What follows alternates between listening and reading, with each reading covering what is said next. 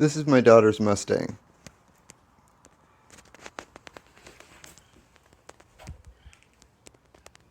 One of the first things I did was, underneath the hood, I cut out an extra space to make room for two batteries, two 12-volt batteries. I adapted the drivers to use pneumatic tires, air-filled tires. This is what the tires used to be.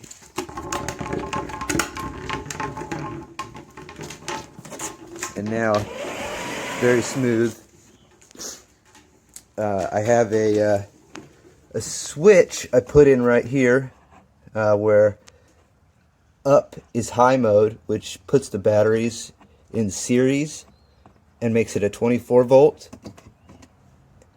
And then if I switch down, it puts the batteries in parallel and make it an extra long lasting 12 volt. 12 volt. I have it kind of jacked up here so I can kind of show you. Here's the gear shifter. So there's first speed, which is slow, so this is slow, and then faster,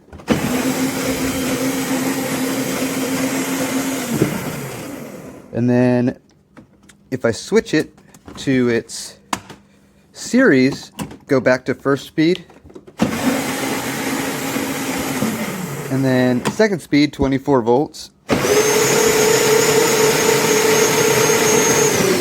Reverse.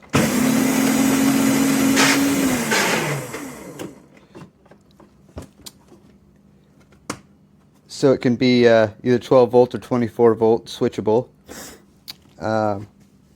I also disconnected the power brake that it has. Powerwheels has a patented brake system they use that essentially shorts out the motors to make it come to an abrupt stop, and that's really bad for your gear boxes and everything. And so with these air-filled tires, it has a lot more grip now, so those plastic wheels don't just slide, which would just break apart my gearboxes. So I disconnected the